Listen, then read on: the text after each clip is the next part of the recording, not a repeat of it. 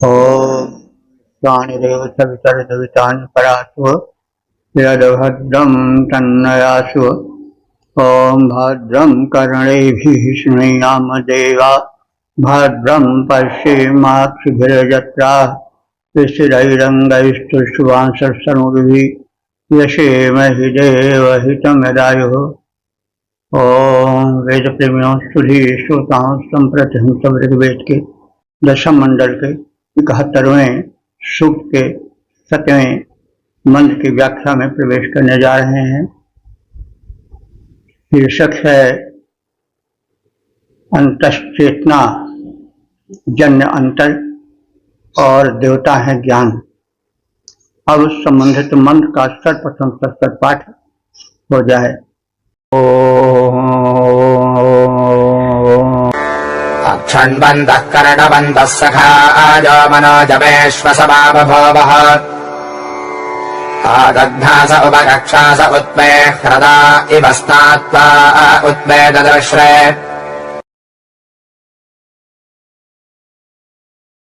इस 7वें मंत्र में यह कथित है कि ज्ञान अनंत हैं, ज्ञान की कोटियां, उनके भेद भी अनंत हैं, किंतु वह ज्ञान जो कि पूज्य होता है, जिसके आगे सब नतमस्तक होते हैं,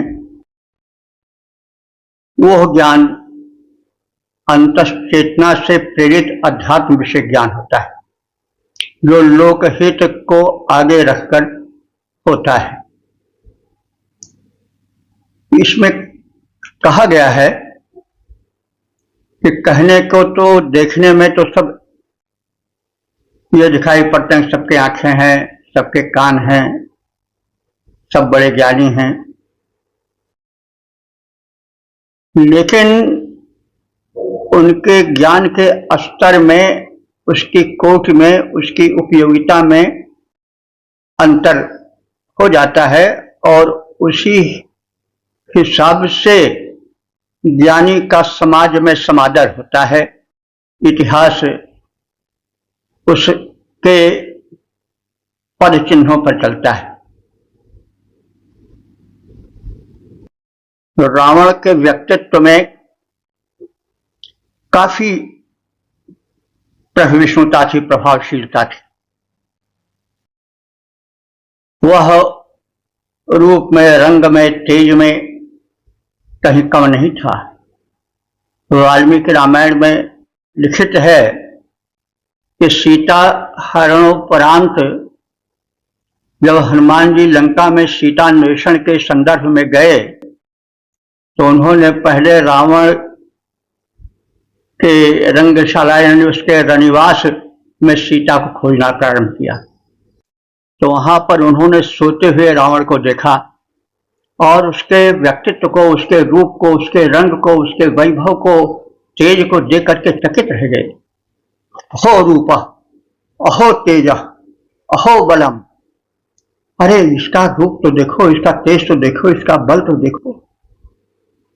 वो वरवश कहने को विवश हो गए कि अगर ये कुपथगामी न होता तो इसके बराबर व्यक्तित्व कहां और। लेकिन अंतश्चेतना के आधार पर ज्ञान का लोकहित में कितना उपयोग किसने किया, इस आधार पर राम और रावण की स्थिति का मूल्यांकन इतिहास ने किया है। तो समान ज्ञानी होने पर भी, समान रूप रंग होने पर भी लोगों में, ज्ञानवानों में और उनके ज्ञान में लोकोपयोगिता में अंतर हो जाता है। किसी का व्यक्तित्व, किसी का ज्ञान पूज्य बन जाता है, उसको देवता बना देता है, किसी का ज्ञान उसको दानव बना देता है। तो इसी बात को इस मंत्र में कहने की चेष्टा, संदेश देने का प्रयत्न ऋषि ने किया है। तो अक्षरवंतः कर्णवंतः सखाया, सखाया कहते हैं समान समानम ख्यानम यस्य सह, सखाया ख्यान कहते हैं ज्ञान को। तो सखाया वैसे मित्र के लिए ज्यादातर प्रयोग होता है, लेकिन मित्रता भी उन्हीं में होती है जिनमें व्यवहार में कुछ, स्वभाव में कुछ मेलजोल होता है। काग सो काग मराल, मराल सो पीछ गधे की, गधा खुजलावे। कौवे के झुंड में कौवे ही रह पाते हैं और कबूतर के झुंड में कबूतर ही रहते हैं। तो उसी प्रकार से समान प्रकृति वालों में मेल होता है, यह स्वाभाविक है। तो उसी तरह से कहा जा रहा है कि अक्षरवंता माने आंखों वाले, कर्णवंता माने कानों वाले, सखाया माने समान, ख्यान माने ज्ञान वाले लोग देखे जाते हैं। वे मित्र भी हैं, क्योंकि स्वभाव का साम्य उनको मित्र बना देता है। लेकिन उनके ज्ञान में और अन्य कुछ लोगों के ज्ञान में कुछ अंतर होता है, और समान ज्ञान वाले मित्र भी मनोजवेशु, मन की गति में, मन की विचारशीलता में भिन्न होते हैं। असमा बहु, एक समान नहीं हो पाते, एक रूप नहीं हो पाते। ज्ञान की कोटियां हैं, कोई किसी में बढ़ा चढ़ा है, कोई किसी में बढ़ा चढ़ा है, और एक समान ज्ञान होते हुए भी उस चिंतन में ऐसा अंतर होता है कि एक पूज्य बन जाता है और एक कुछ हे गिना जाता है। उसको इतिहास या समाज वैसा सम्मान नहीं देता है। इसकी उपमा दी जा रही है ह्रद से। ह्रद माने जलाशय, सरोवर। कुछ सरोवर है जिसमें आदत नासा, मुख तक गहरा जल होता है। कुछ सरोवर ऐसे होते हैं उपकक्षासा, जिनमें कक्ष माने कटी, कमर तक जल होता है। तो जल होते हुए भी जल की गहराई में अंतर है, जल की प्रकृति में अंतर है।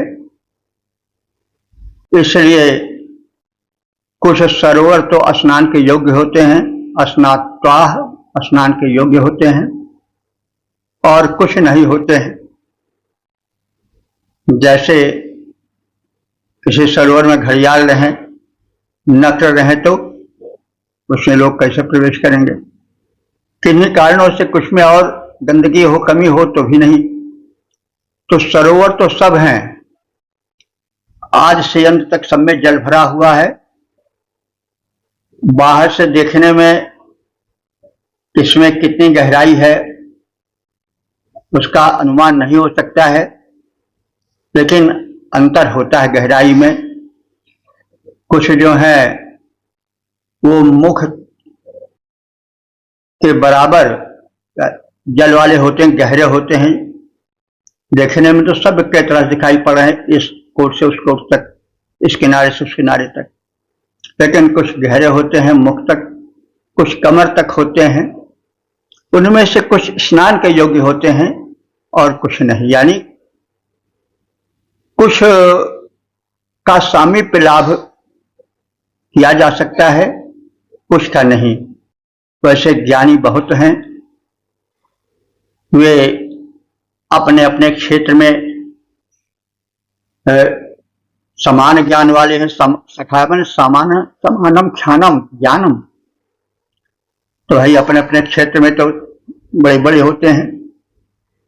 जेब कतरे कैसे होते हैं कि जेब से पैसा निकाल लाते हैं, काट लेते हैं, बड़े बड़ों को पता नहीं चलता है, सब पैसा नहीं कर पाएंगे। तो ज्ञान की कोई चकमा देने में इतने होते हैं कि जादू ऐसा कर देते हैं, कुछ पता नहीं चलता। हम लोग छोटे थे तो एक व्यक्तित्व था नटवर लाल। नटवर लाल की लोग प्रशंसा करते थे, उसके मतलब 420 की। एक सज्जन कह रहे थे कि एक बार उसने जवाहरलाल से कहा कि आप हमें छूट दे दें तो भारतवर्ष पर जितना कर्जा है मैं सब माफ करवा सकता हूं। मतलब एक बार वो किसी के हस्ताक्षर को देख ले तो वैसे ही हस्ताक्षर बना दे कि उस मूल हस्ताक्षर करने वाला जो व्यक्ति है वो इनकार ही नहीं कर सकता कि मेरा हस्ताक्षर नहीं। मतलब उसमें अपने ढंग की नहीं पड़ता कि इसीलिए नटवर लाल मतलब एक 420 का पर्याय भी बन गया था कुछ दिन।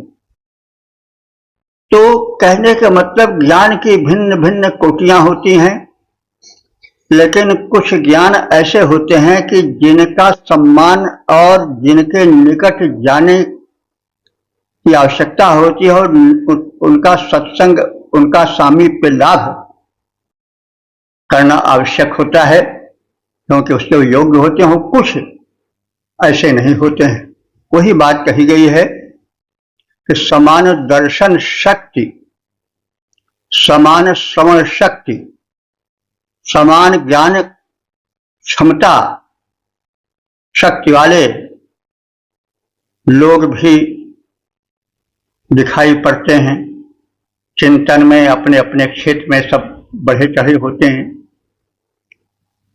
जैसे जल से भी, जल के भी होने पर और एक किनारे से दूसरे किनारे तक समान जल स्तर दिखाई देने पर भी कुछ सरोवर ऐसे होते हैं जिनमें मुख तक गहरा जल होता है, कुछ में कच्छ पर्यंत होता है। तो जलस्तर भिन्न होता है और सभी सरोवर जो है स्नान के योग्य भी नहीं होते, कुछ ही स्नान के योग्य होते हैं। मतलब ज्ञान की विविधता में अपने अपने क्षेत्र में बहुत बढ़े चढ़े लोग होते हैं, लेकिन सबका ज्ञान सेव्य नहीं हो सकता है। 420 वाला ज्ञान जो है वह अनुकरणीय नहीं है, यद्यपि वह भी अपने क्षेत्र का जो है वह सम्राट ही है, किसी के पकड़ में नहीं आता है, तो भी वह सेव्य नहीं है। ज्ञान का वो क्षेत्र जो कि अंतश्चेतना से, आध्यात्मिकता से, लोकहित से, यज्ञीय जीवन से जुड़ा हुआ है, वही ज्ञान सेव्य है। तो समानता, आंख नाक कान शारीरिक बनावट, जिसको हम व्यक्तित्व कहते हैं, पर्सनालिटी में सब समान हो सकते हैं। दीर्घ श्रवण ज्ञान की शक्ति सदृश सब सखा पुकारे जाते हैं, फिर भी मन चिंतन एक सदृश उन सबके नहीं दिखाते हैं। कहने को सभी जलाशय हैं, जल सब में भरा दिखाता है, फिर भी गहराई भिन्न भिन्न वैषम्य भरा लहराता है। कुछ इसी भांति यह मनुज जाति भी बटी परस्पर दिखलाती है एक किंतु होकर अनेक संघर्ष निरत संकट पाती।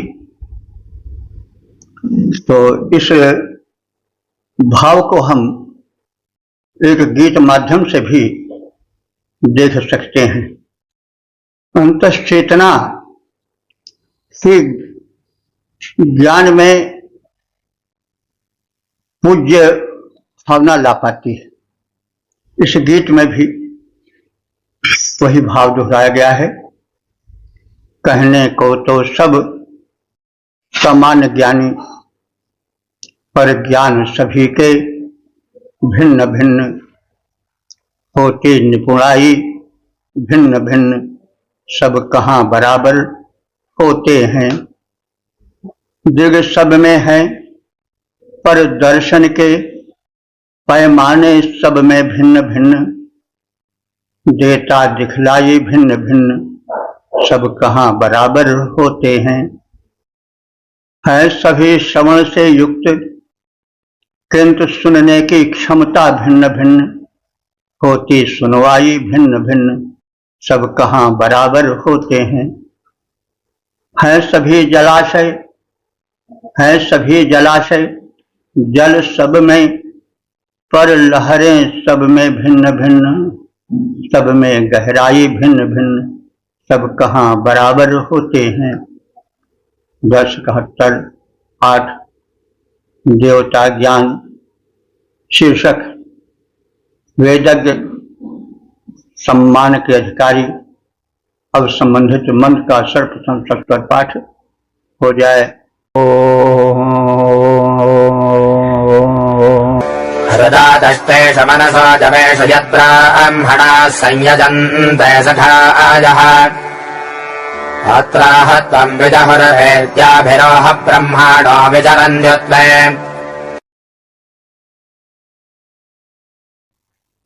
इस 8वें मंत्र में यह कथित है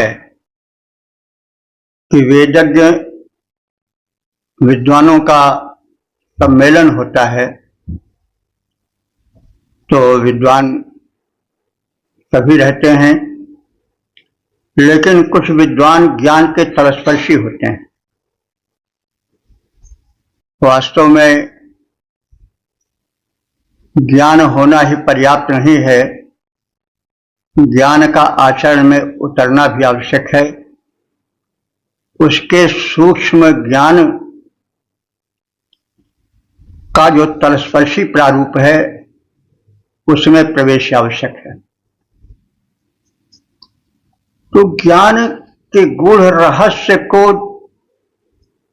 जब तक नहीं कोई जान पाता, तब तक उसका ज्ञान अधूरा रहता है, और जो श्रेष्ठ ज्ञानी है उनकी भाषा में वो अज्ञानी ही माना जाएगा। तो स्वाभाविक है कि भाई नर के साथ सुआ हरि बोले हरि प्रताप न जाने। तोता भी जो है वह जो पालता है, उसके घर में राम राम जपने वाले होते हैं तो वो भी राम राम जपने लगता है, लेकिन राम के नाम का प्रताप क्या है वो तो नहीं जान पाता ना। तो केवल शाब्दिक ज्ञान ही पर्याप्त नहीं है। ज्ञान में जो एक आचरण जन्य और बोध गम्य गंभीरता तलस्पर्शी ज्ञान जो होता है, वही महत्वपूर्ण होता है। जो गुणग्राही विद्वान है, उनकी सभा में ऐसे विद्वान ही सम्मान पाते हैं, अन्य नहीं जो केवल ऊपरी सतह तक ही वेद ज्ञान से परिचित रह पाते हैं। तो गूढ़ ज्ञान आवश्यक है। तमाम लोग कथावाचक हैं, लेकिन कथा के रहस्य बोध से स्वयं रंगे हुए जो लोग हैं वे अत्यल्प हैं। होना चाहिए कि जो कहे वो स्वयं अपने आचरण में उसको उतारे, तभी समाज पर उसका सही प्रभाव पड़ सकता है। इसीलिए तो कथावाचक बहुत हैं, लेकिन उनके कथा वाचन से, रामायण महाभागवत से समाज का सुधार नहीं देखा जाता है, क्योंकि उनका जीवन सुखदेव की तरह नहीं होता है, जिन्होंने भागवत कहा। उनका जीवन रामवत या तुलसीदासवत नहीं होता है, इसलिए उसका प्रभाव नहीं पड़ता है। तो जो वेदज्ञ है वह वेद के तलस्पर्शी ज्ञान, उसके उस ज्ञान को अपने में पचा लेने की, व्यवहार में लाने की कितनी क्षमता है, वही महत्वपूर्ण है। कुछ ऐसे ही विचार इस मंत्र में भी स्पष्ट किए गए हैं। और वेद ज्ञान के जो है वह तलस्पर्शी ज्ञान से युक्त व्यक्तित्व ही सराहनीय है। सतही ज्ञान, ऊपर वाले सतह ज्ञान वाले वेदज्ञ का, वेद के ज्ञानी का महत्व उस तरह से नहीं हो सकता है। तो वही बात कही जा रही है कि तत्व ज्ञान, गूढ़ ज्ञान सच्चा ज्ञानी बनाता है और वही सच्चे ज्ञानियों की सभा में सम्मान पाता है, मात्र शाब्दिक ज्ञान से नहीं। और है भी सही कि वाक्य ज्ञान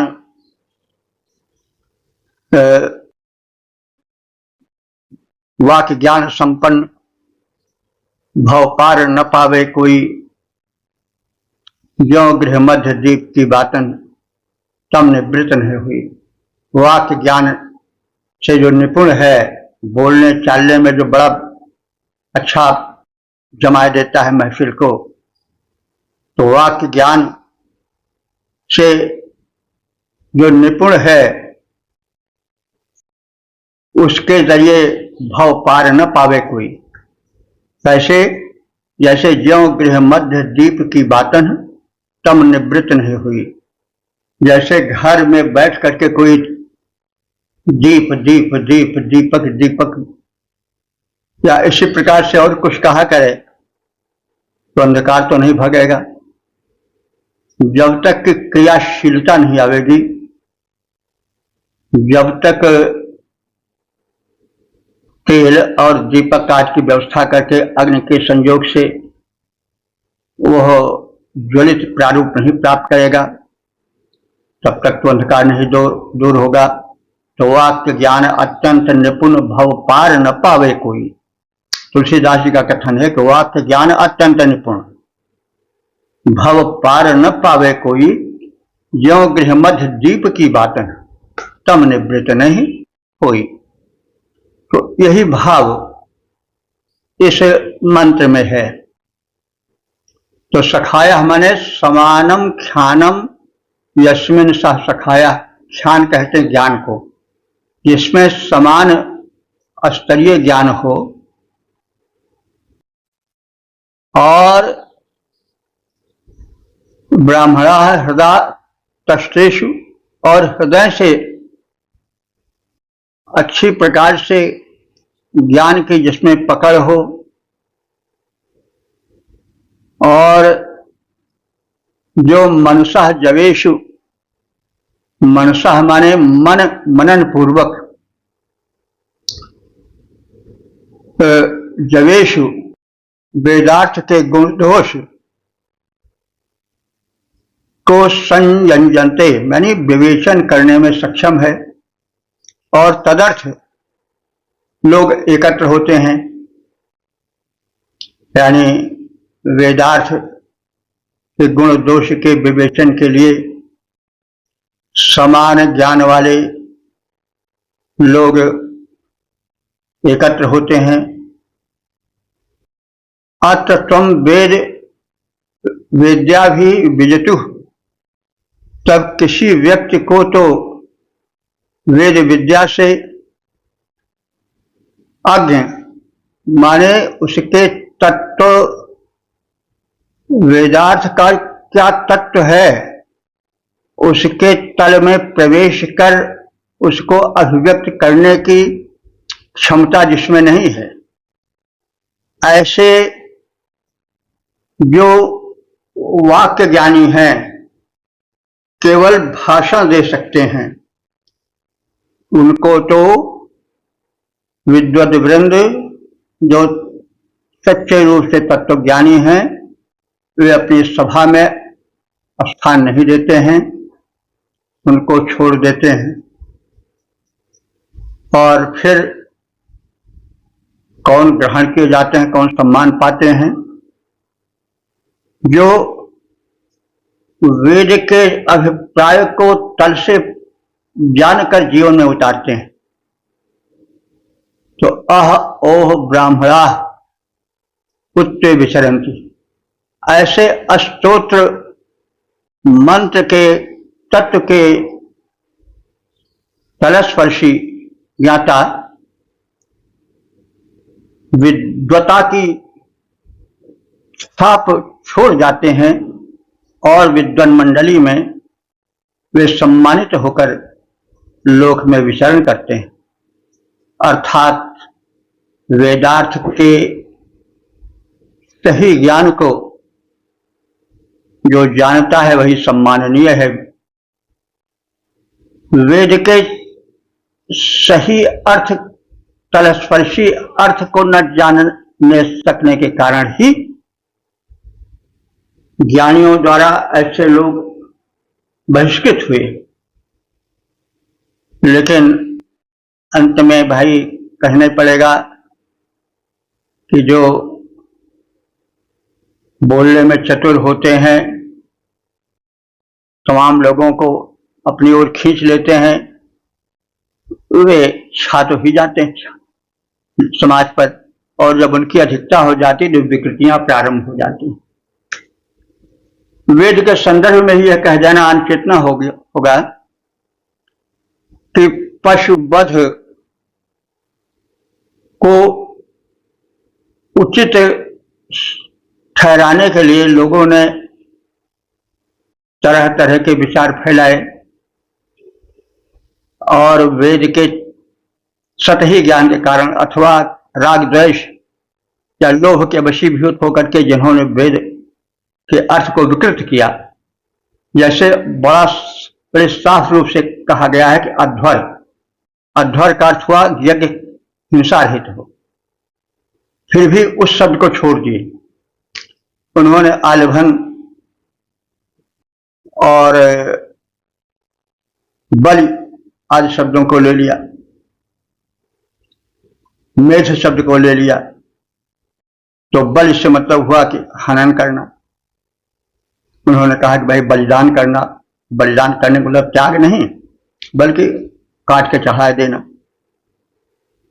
अब वो नहीं सोचे कि भाई पिपीलिका बलि दी जाती है, हमारे यहाँ ये नियम है कि चींटी को भी बलि दो। तो बलि देने का मतलब चींटी को मार फोड़ डालो, उसको कुछ चारा वगैरह दो, कुछ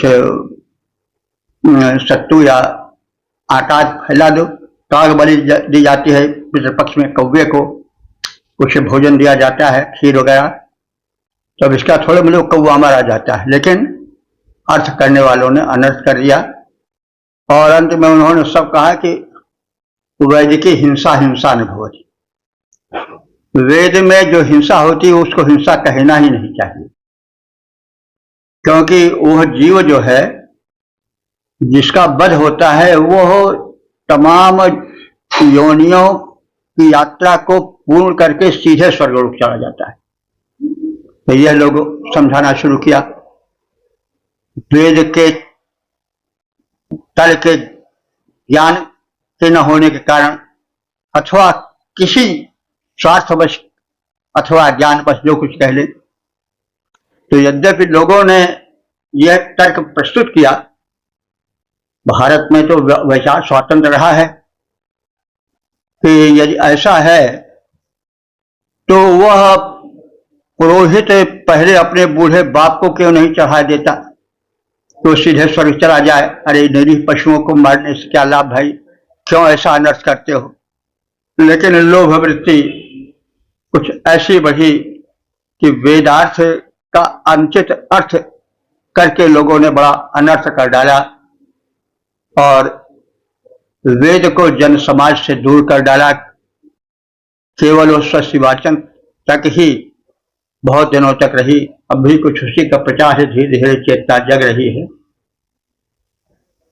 तो वही बात है कि जब समान योग्यता वाले ज्ञानी वेदज्ञ विद्वान मनोयोग पूर्वक वेदार्थ के गुण दोष विवेचन के लिए एकत्र होते हैं, तब किसी को ज्ञान के गुण तत्व के अभाव में अल्पज्ञ मानकर छोड़ दिया जाता है, क्योंकि वो वेद के सही तलस्पर्शी ज्ञान से अछूता रहता है।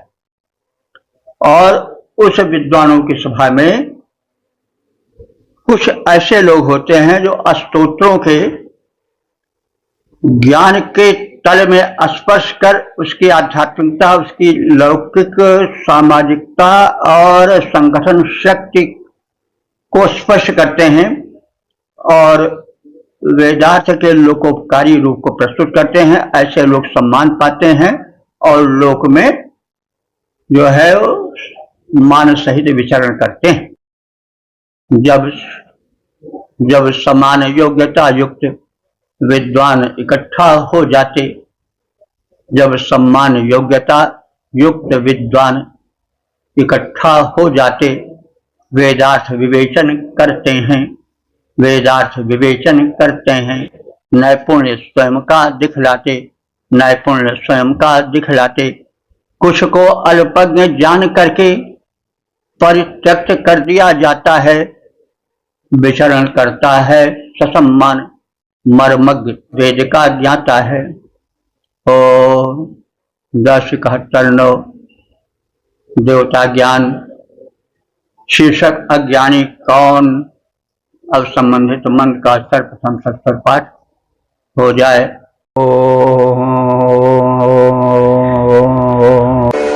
इमे जैनार्वांग परश्चरन्ति न ब्राह्मणासो न सुते करासः त एते वाचमभिपद्य पापया शिरेस्तन्त्रम् दन्वते अप्रजज्ञयः।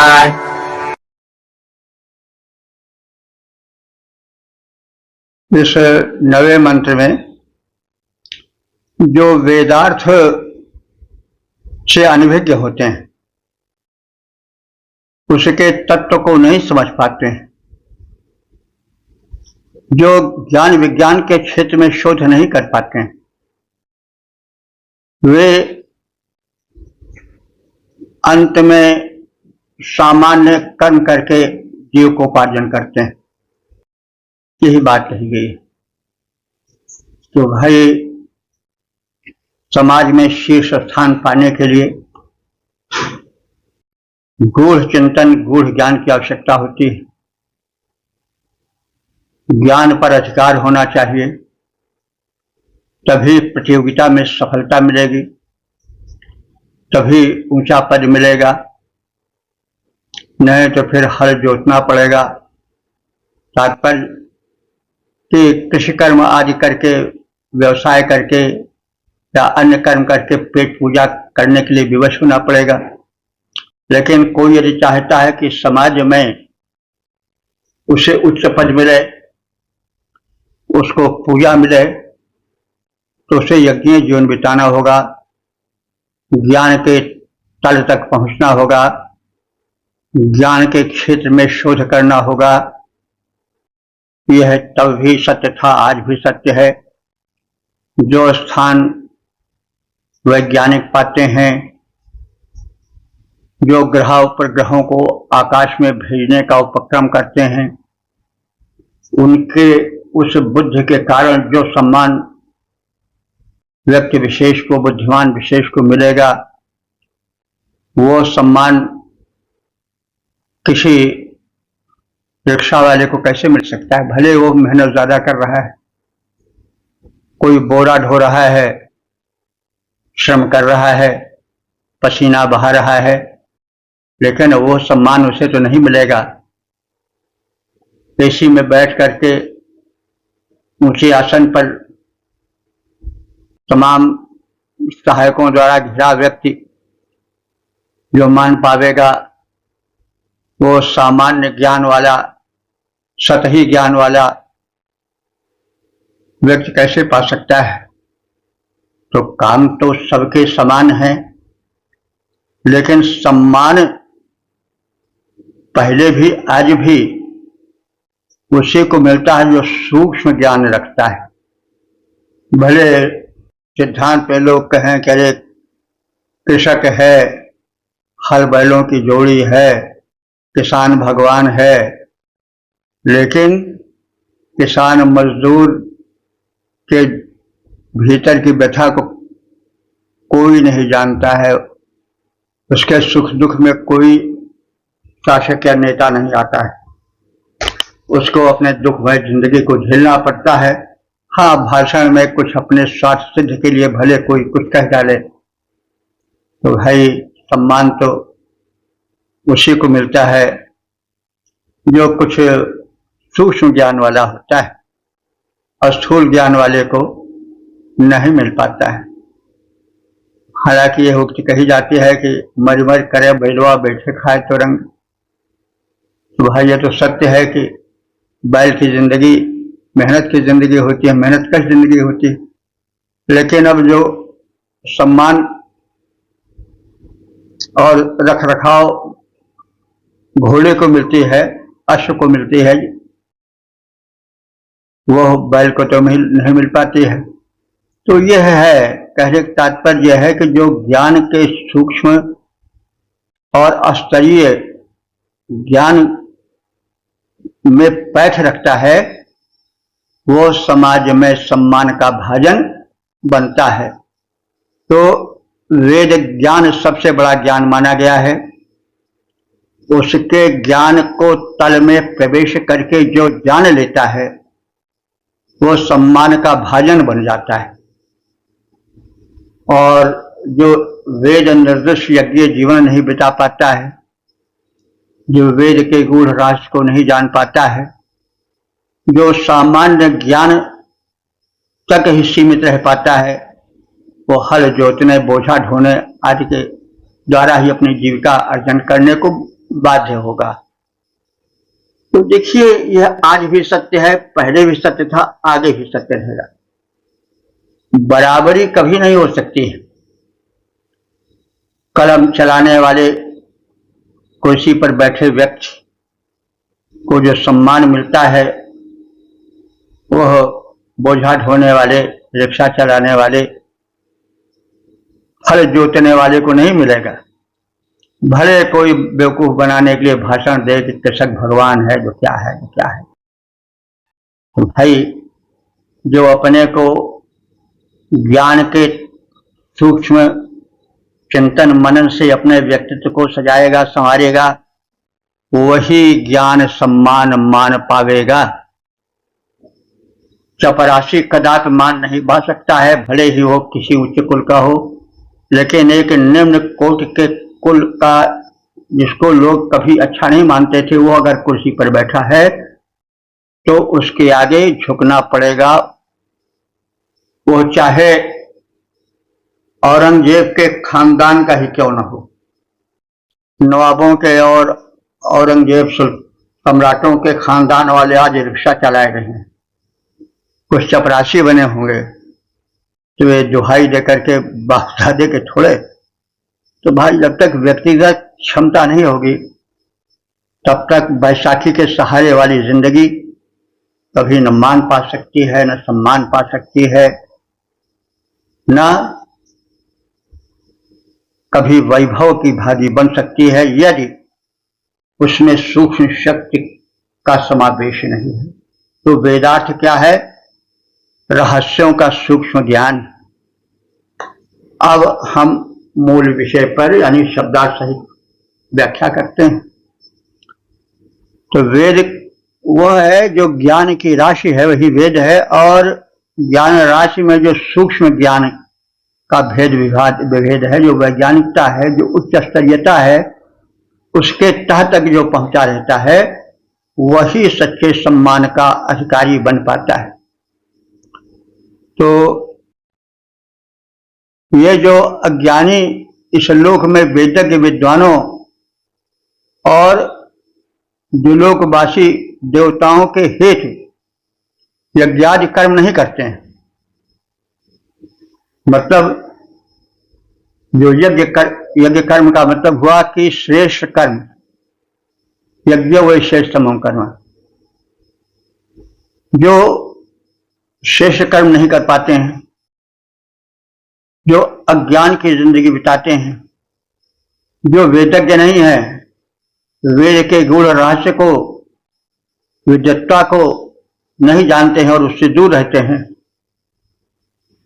और न दिव्य शक्तियों की उपासना में यज्ञादि कर्म करने में सक्षम है, और जो न तो ब्रह्म वेद के ज्ञाता हैं, वेद में जो ब्रह्म ज्ञान है उसके व्याख्याता हैं, या उसको समझ करके जीवन बिताने वाले हैं, जानने वाले हैं, और जो न सोम यज्ञ करते हैं। सोम यज्ञ हुआ मतलब उपासना जो सौम्यता से भरी हो, जो शक्ति समृद्धि हेतु चैतन्य की जागृत होती हुई सोम यज्ञ है। वैसे सोम यज्ञ जिसमें सोम रस की प्रधानता होती है वो सोम यज्ञ है। यज्ञ में सोम रस लाया जाता था, लेकिन अब वेद तो तीनों कालों के लिए कहे गए हैं, तो यह कहना कि सोम लता नहीं होगी तो फिर यज्ञ नहीं होगा तो ना। सोम यज्ञ का अर्थ जो सही अर्थ है, परस्पर्शी अर्थ है, वो यह है कि शुभ कर्म और श्रेष्ठ आध्यात्मिक लगाव और आंतरिक ऊर्जा का जागरण और तदर्थ प्रयत्न ही सोम यज्ञ है। तो इनमें ये लोग जो न अर्वाक माने इस लोक में शुभ कर्म कर पाते हैं, यज्ञादि कर्म सिद्ध कर पाते हैं, और न परह माने परलोक अर्थात दिलोक के जो निवासी हैं उन देवताओं की दिव्य शक्तियों की उपासना कर पाते हैं।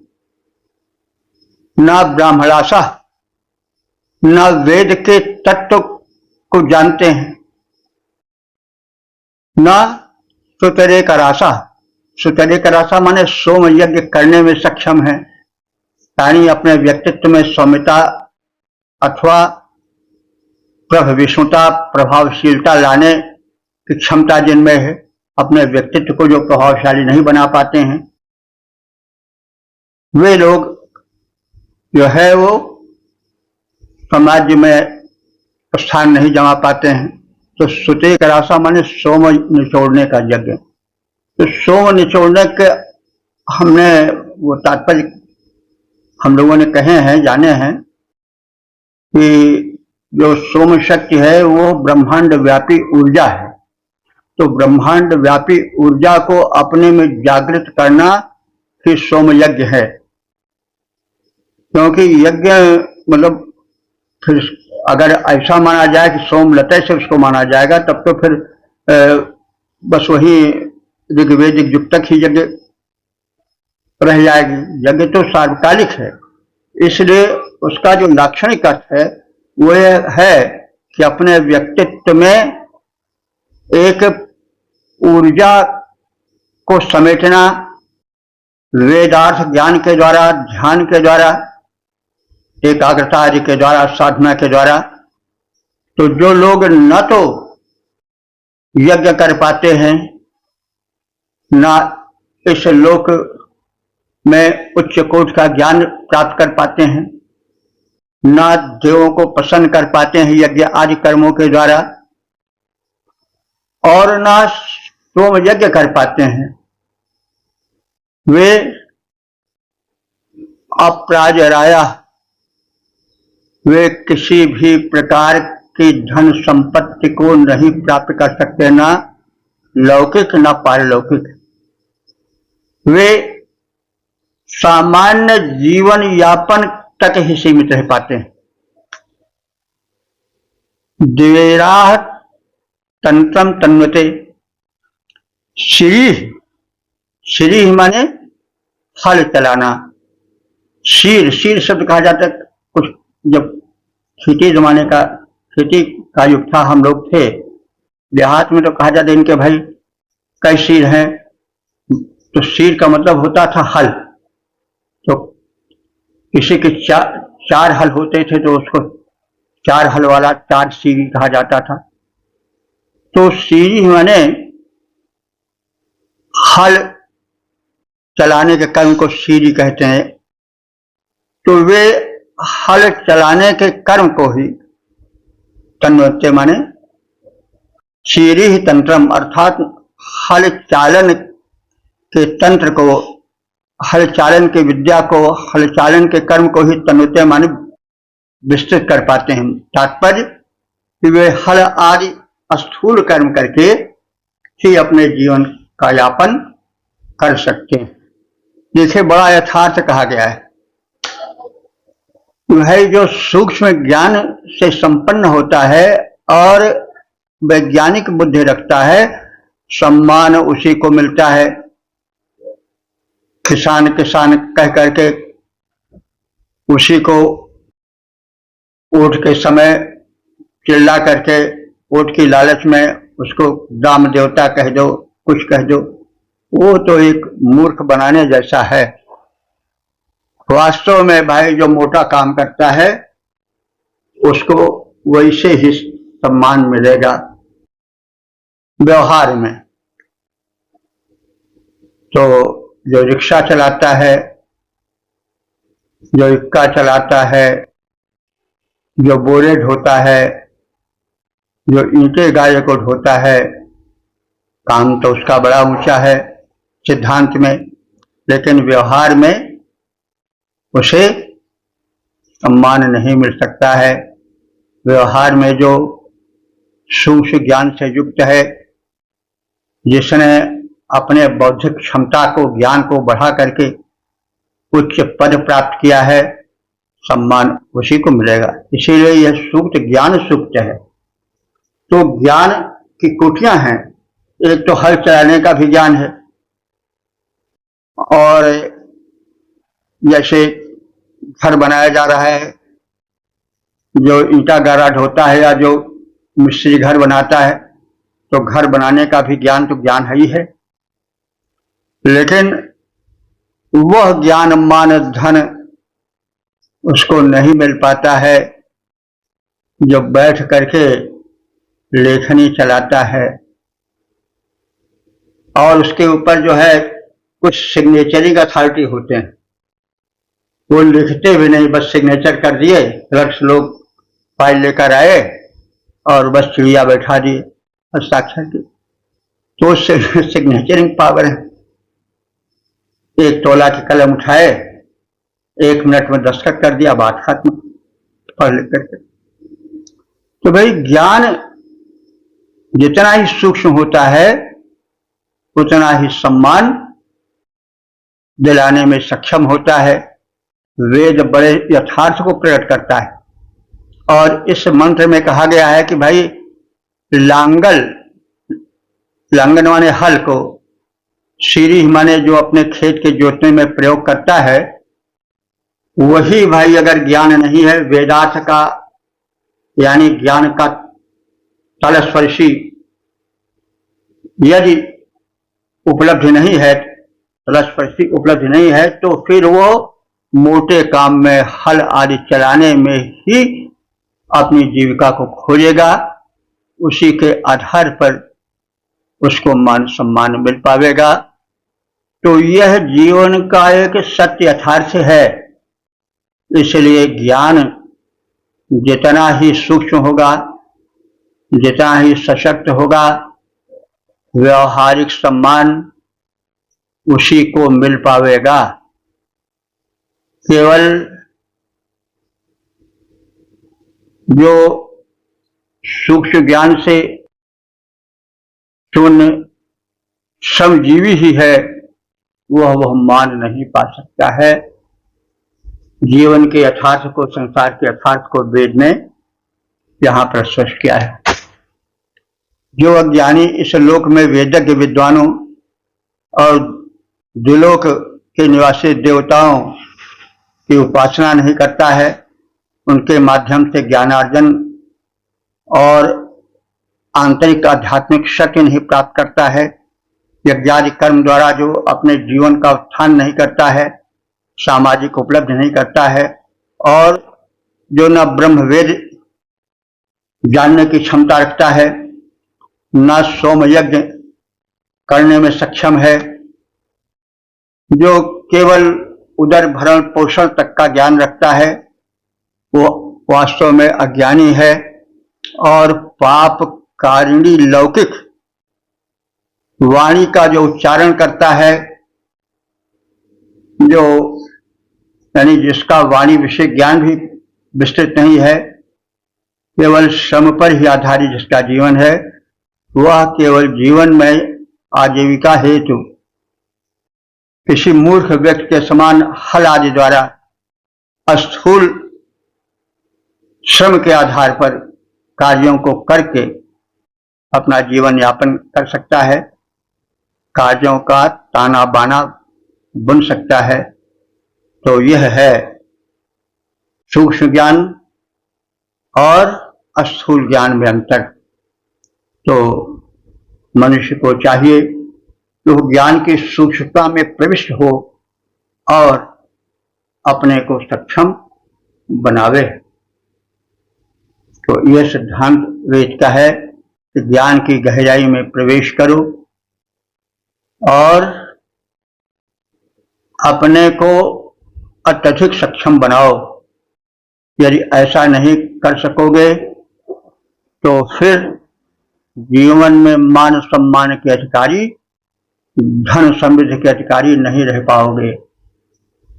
तो यह संदेश है, यथार्थ है, आदर्श भी। जो वेदज्ञों के न हैं सत्संगी, जो वेदज्ञों के न हैं सत्संगी, नहीं याज्ञिक कर्म कराते हैं, न ही याज्ञिक कर्म कराते हैं, न तो ब्रह्म वेदता, न तो ब्रह्म वेद के ज्ञाता हैं, न तो सोम यज्ञ कर पाते हैं। अज्ञानी बोल गंवारू है। जो अज्ञानी हैं बोल गंवारू है, हल चालन ही अपनाते हैं, चिंतन न शोध कर पाते हैं, बस स्थूल कृत्य कर पाते हैं। वे सूक्ष्म चिंतना रहित लोग जीवन को व्यर्थ गंवाते हैं, स्थूल कर्म से जीवन का ताना बाना बुन पाते हैं, स्थूल कर्म से जीवन को चलाते हैं और जीवन का ताना बाना बुन पाते हैं। भाई, यह इस प्रकार से जो जीवन का यथार्थ है वो इस मंत्र में स्पष्ट किया गया है। ओ 10:71 देवता ज्ञान शीर्षक सोम शक्ति की पहचान और संबंधित मंत्र का सर्वप्रथम सस्वर पाठ हो जाए।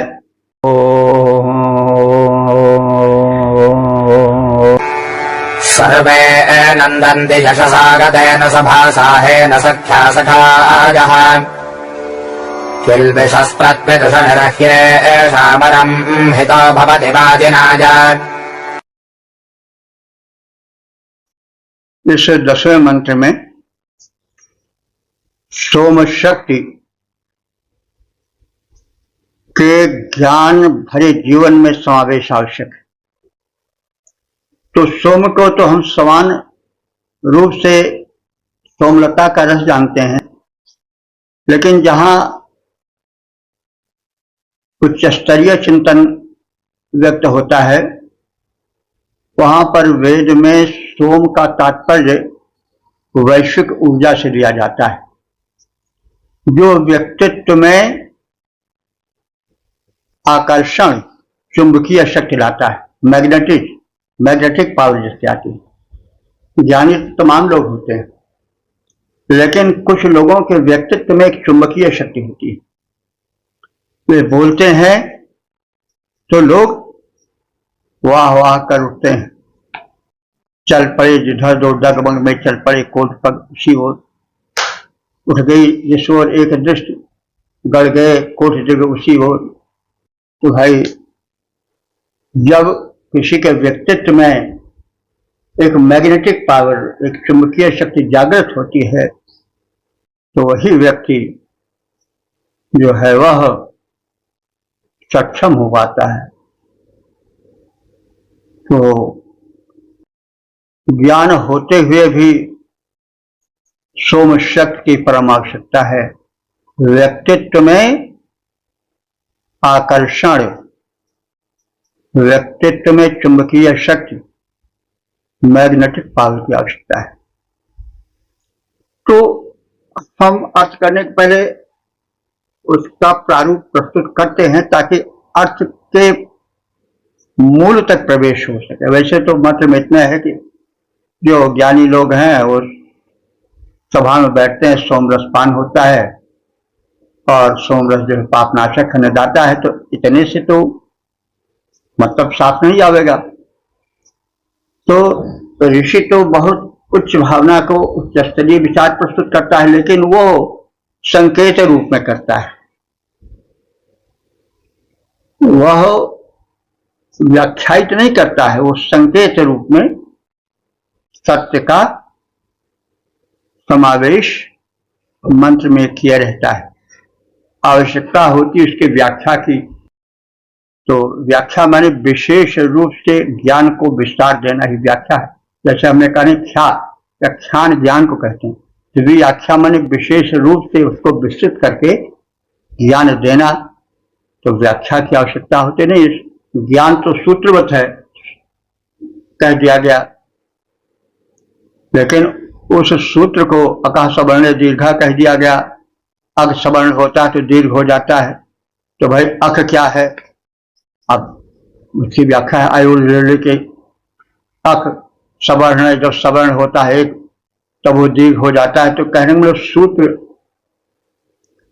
तो वैसे नहीं समझ में आता जब तक इसकी व्याख्या न की। या अक क्या है? आयुर् सवर्ण माने जब एक ही प्रकार के हों, तो ऐसे ही सूत्र सूक्ष्म रूप से सूत्र रूप में कथन किया गया है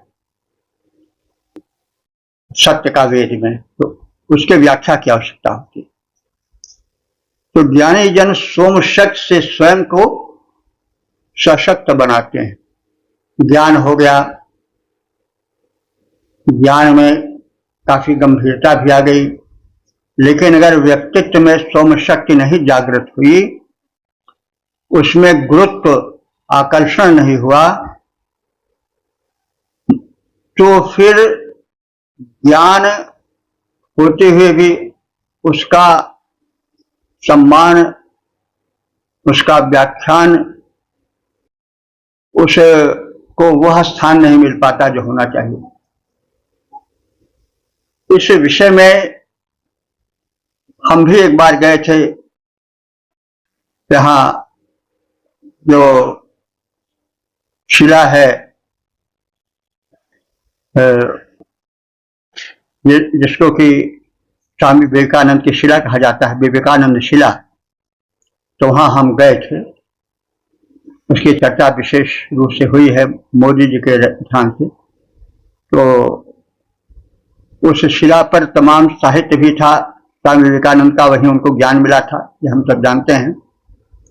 तो साहित्य को हम देखे तो उनका जो भाषण शिकागो में हुआ था, वो भाषण लाए थे, पढ़े, तो भाई मतलब है तो कुछ में ज्ञान है, लेकिन ऐसा ज्ञान नहीं था जिसको जैसे हम आशा करते थे।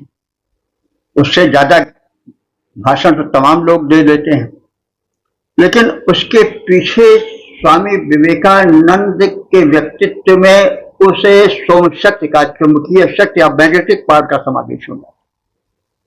ऐसा कहा भी जाता है कि जब शिकागो के लिए एक विश्व सम्मेलन हो रहा था ज्ञानियों का, तो भारत भी इसमें गया। विवेकानंद जी गए तो उनके गुरु जो थे उन्होंने उनमें वो शक्ति भर दी।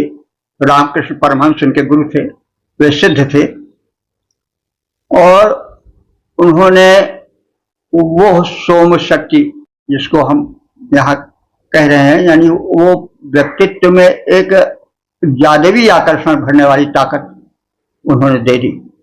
और इस तथ्य को वे शिकागो की सभा में स्वीकार भी किए हैं कि जो मैं कह रहा हूं मैं नहीं बोल रहा हूं, मेरे गुरुवर बोल रहे हैं, रामकृष्ण परमहंस। और उन्होंने यही कहा कि बंधुवर यानी भाई बहनों, बस इतने कहने पर ही पूरी सभा जो थी वहां विश्व सम्मेलन की लट्टू हो गई। तो अब वो हम जब देखे वो भाषण को तो कहेंगे, और उसमें भी लिखा कि जैसे भाई बहनों कहा तैसे लोग, अरे पता है उनके ऊपर कैसे जादू छा गया और सब उनके पीछे हो लिए। अब विवेकानंद को जो मान सम्मान मिला उसके पीछे भारत को भी मान सम्मान मिला। तो उनका वक्तित्व जो देखा जाए तो पढ़ने पर कोई ऐसी बात नहीं है, उससे अच्छे वक्तित्व मिलते हैं विषयों पर, लेकिन उनके पीछे वो एक मैग्नेटिक शक्ति थी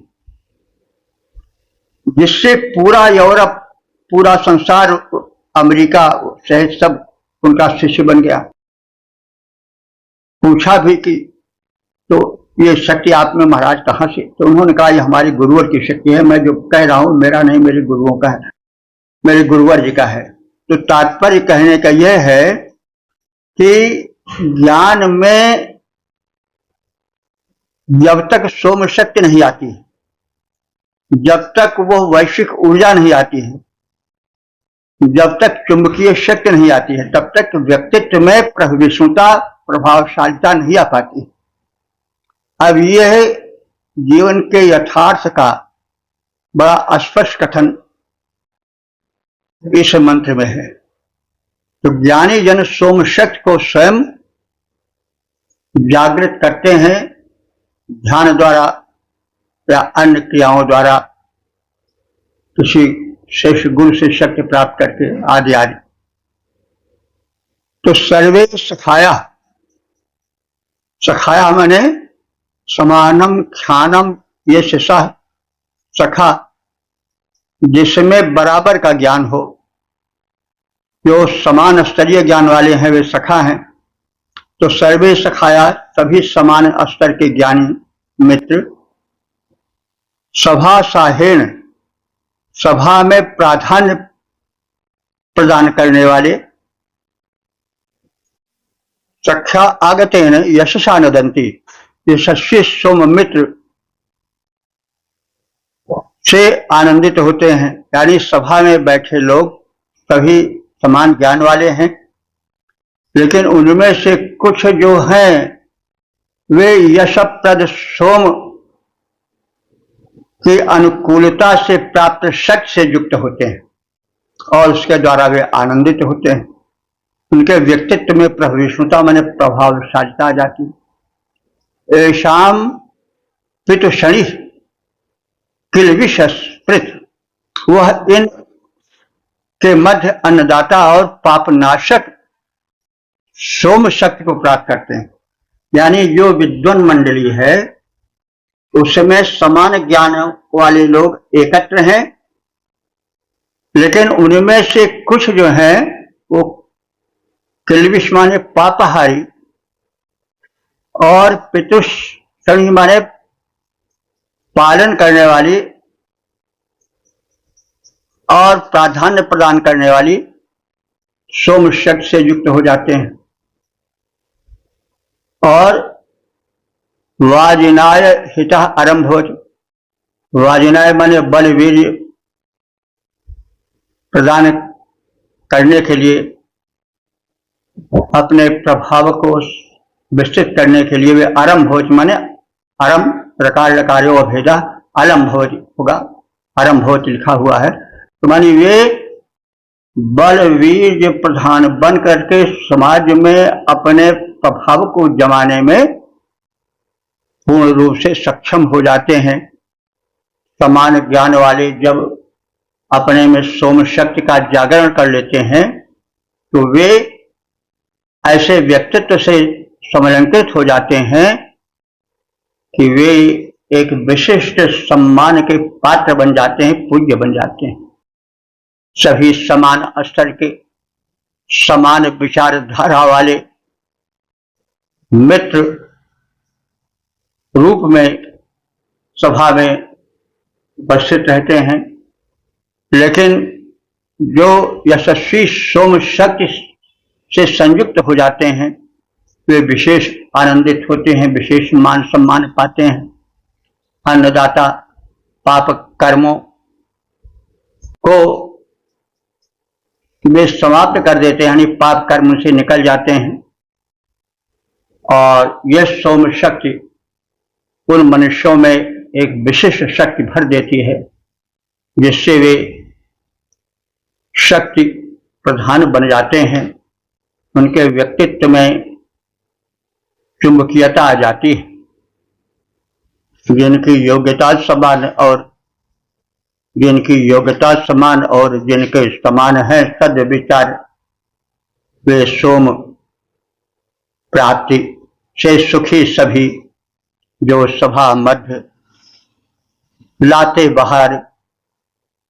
यह अन्न प्रदाता सक्षम है, यह सोम अघबिंद मिटाता जाता है, यह शक्ति बढ़ाने में सक्षम, यह सोम बुद्धिबल दाता है, यह शक्ति बढ़ाने में सक्षम, यह सोम बुद्धिबल दाता है। और 10:71-11 देवता ज्ञान शीर्षक ज्ञान के वैविध्य। अब संबंधित मंत्र का सर्वप्रथम सस्वर पाठ हो जाए।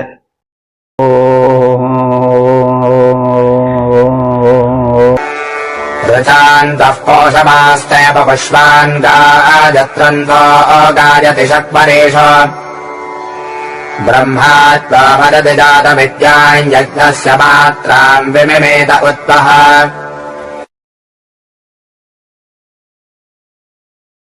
यह 11वां मंत्र जो इस सूक्त के समापन का मंत्र है, इसमें ज्ञान की विविध कोटियों का कथन है और ज्ञान के इन कोटियों के विकास से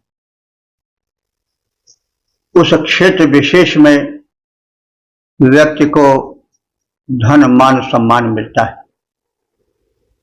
तो मतलब ज्ञान आवश्यक है और इस जीवन यज्ञ में किसी भी स्थान पर कोई कार्य करे, यदि वह ज्ञानी है, विषय का विशेषज्ञ है, तो उसे महत्ता धन मान सम्मान मिलेगा ही। तो ज्ञान से संपन्न व्यक्ति, विद्वान,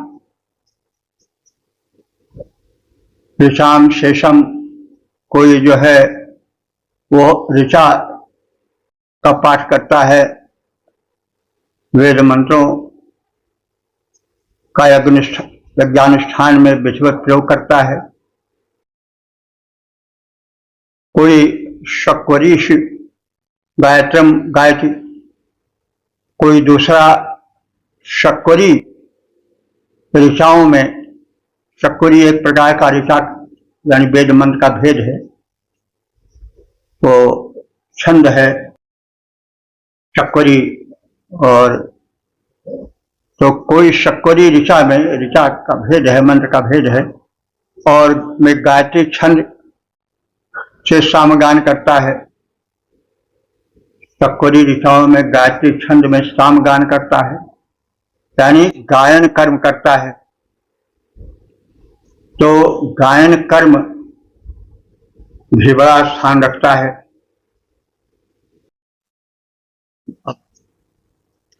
इसलिए गीता में कहा गया है कि वेदानाम साम वेदोस्मि, मैं वेदों में साम वेद हूं।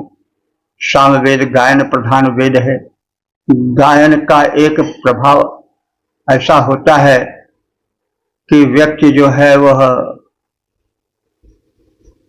भाव से भर जाता है, क्षण भर के लिए गीत धारा में बहकर अपने को धन्य सा बना लेता है, दुख दम से थोड़ी देर के लिए दूर हो जाता है। गायन में नारद और अन्य तमाम वेदज्ञ विद्वान प्रसिद्ध हैं। ज्ञान गुण गर्व गंधर्व जेता, गंधर्व गायन में निपुण थे। हनुमान जी बहुत अच्छा गायन करते थे। कहा भी गया ज्ञान गुण गर्व गंधर्व जेता। तो मतलब गान विद्या में नैपुण्य प्राप्त करना भी ज्ञान की एक विशिष्ट शाखा है। और तो इसी प्रकार से ज्ञान के जो भिन्न भिन्न क्षेत्र हैं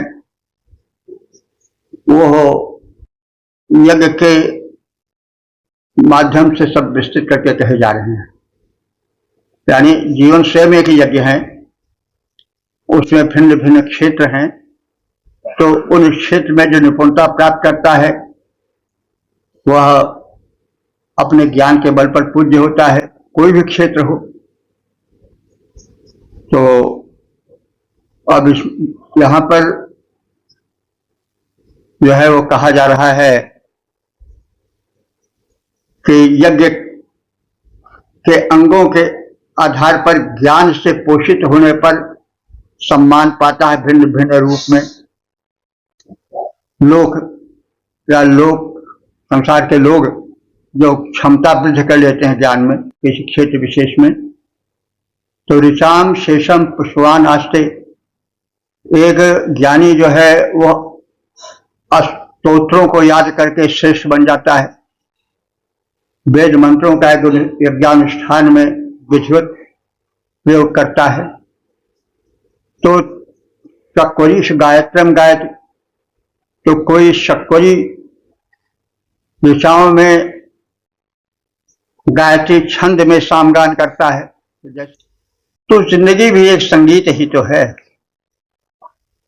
तो जो गाना जानता है वह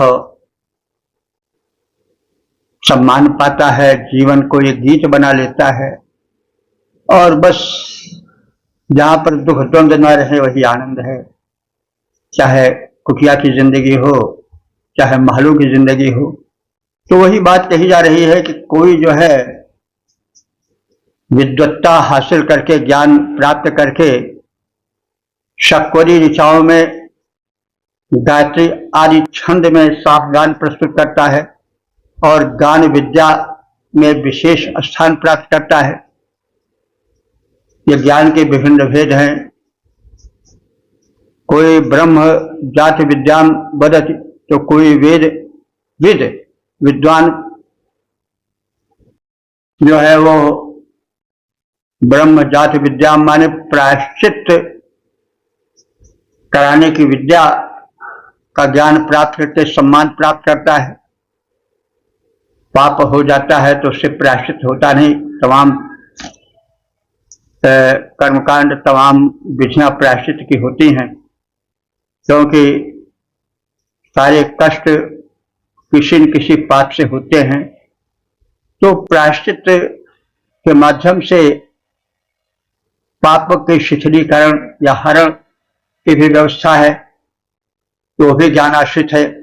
तो ज्ञान के संदर्भ में कहा जा रहा है कि कोई विद्वान जो है वो प्रायश्चित क्रिया के ज्ञान से समन्वित रहता है तो वो भी महान हो जाता है। प्रत्येक इष्ट कार्य में प्रायश्चित आदि विद्या का उपदेश देता है, प्रायश्चित करता कराता है, वो भी सम्मान पाता है। तो कोई यज्ञ से यज्ञ की विधि का मात्राम विमीते विशेष अनुष्ठान करता कराता है, तो सारी क्रियाएं जो है वो ज्ञानाधीन है, ज्ञान के विभिन्न क्षेत्रों की ओर संकेत करने वाली हैं।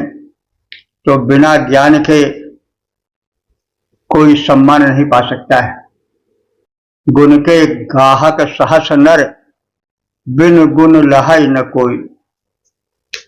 तो भाई गुण का ही सम्मान होता है, बिन गुण लहाई न कोई। जिसके पास गुण नहीं है उसकी पूछ कोई नहीं कर सकता है। तो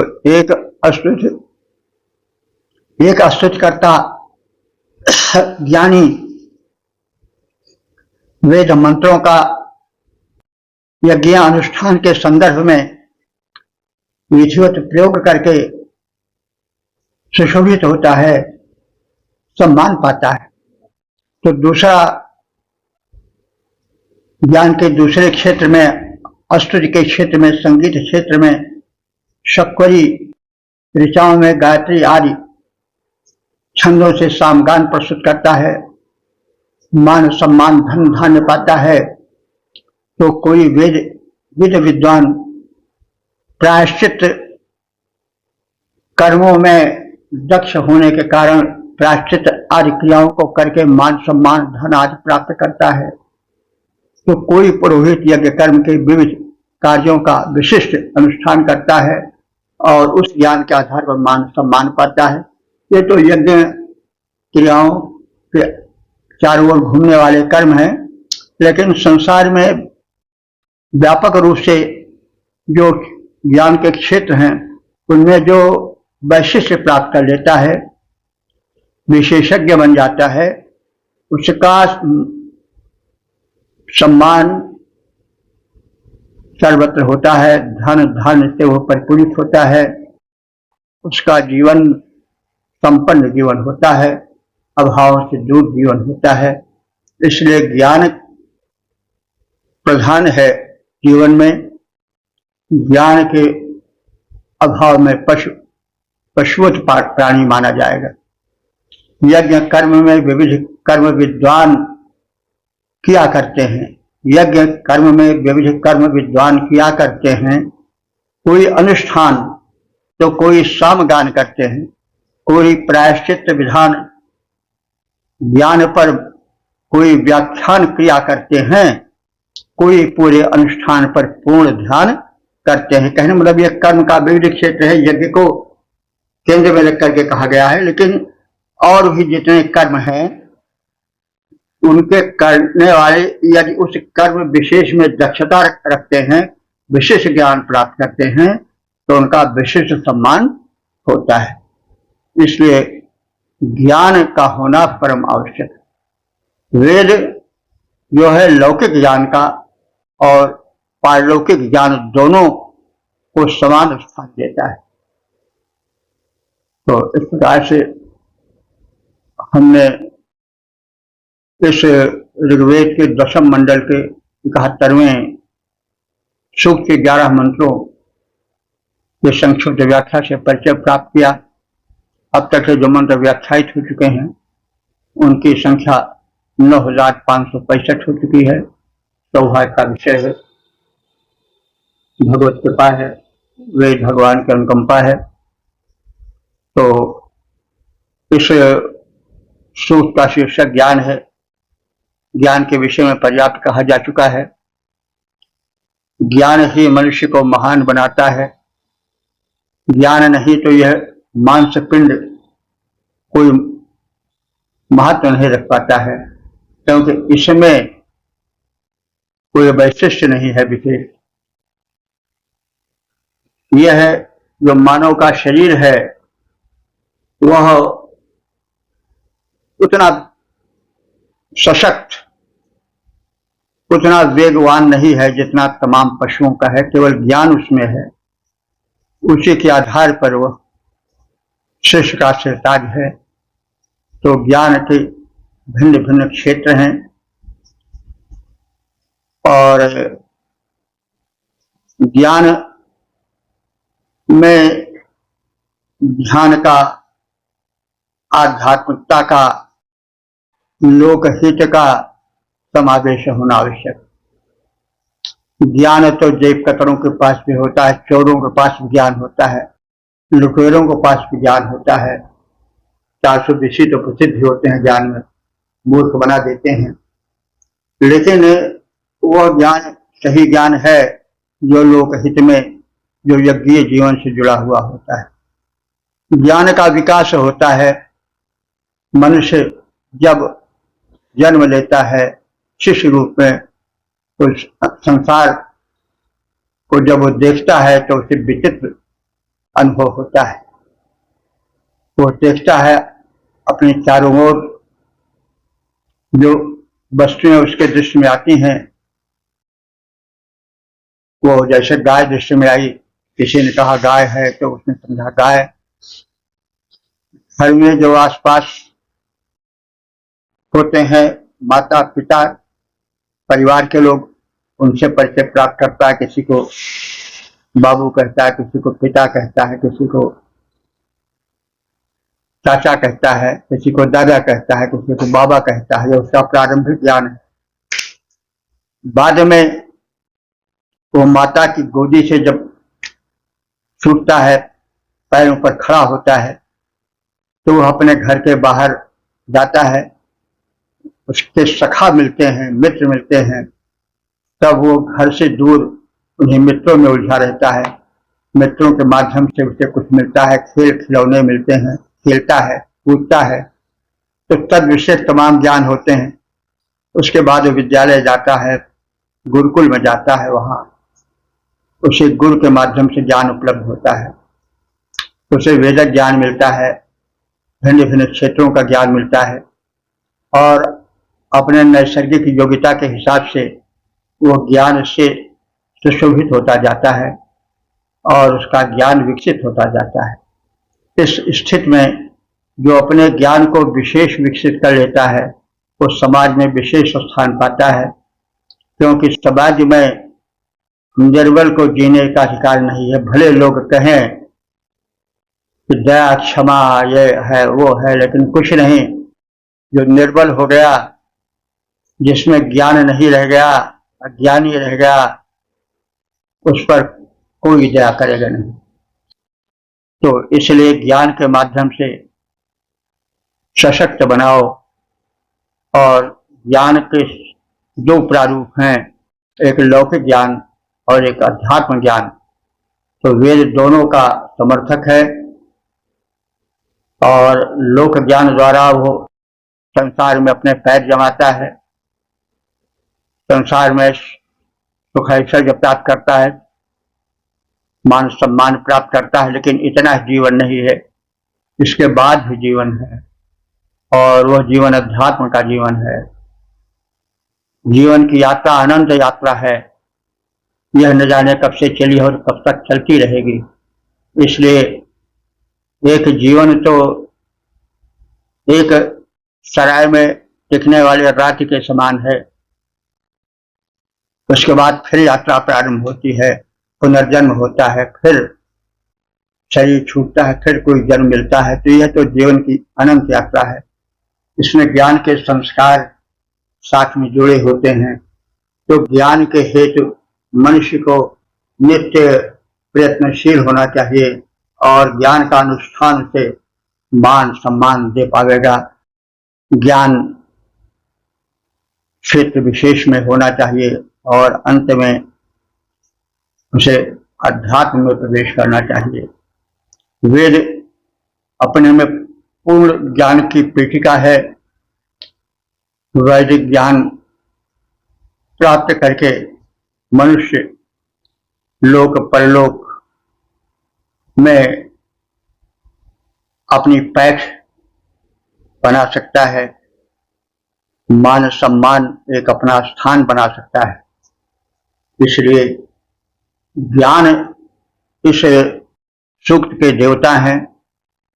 ज्ञान की देवतल्य पूजा करो, ज्ञानार्जन करो, ज्ञानी बनो, क्योंकि इस दुनिया में अज्ञानी के लिए, निर्बल के लिए स्थान नहीं।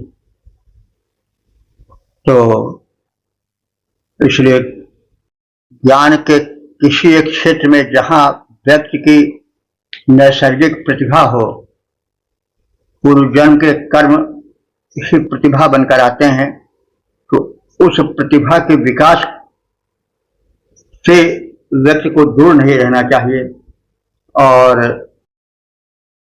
ज्ञान को पुष्ट करके फिर उसमें सोम शक्ति का जागरण करना चाहिए। आकर्षण, मैग्नेटिक पावर, वो किसी सक्षम गुरु की कृपा से, सिद्ध महात्मा की कृपा से या आत्म साधना से मिल सकता है, क्योंकि आत्म साधना हम ध्यान को केंद्रित करेंगे, आत्मिक बल बढ़ेगा और फिर हमारा जीवन सुखी संपन्न और क्रिया करने में दक्ष बनेगा।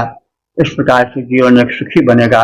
ज्ञान को देवता मानो, ज्ञान की उपासना करो, अज्ञानी बनकर जीवन न बिताओ, अन्यथा जैसे पशु होता है उससे भी गया गुजरा जीवन व्यक्ति को बिताना पड़ सकता है।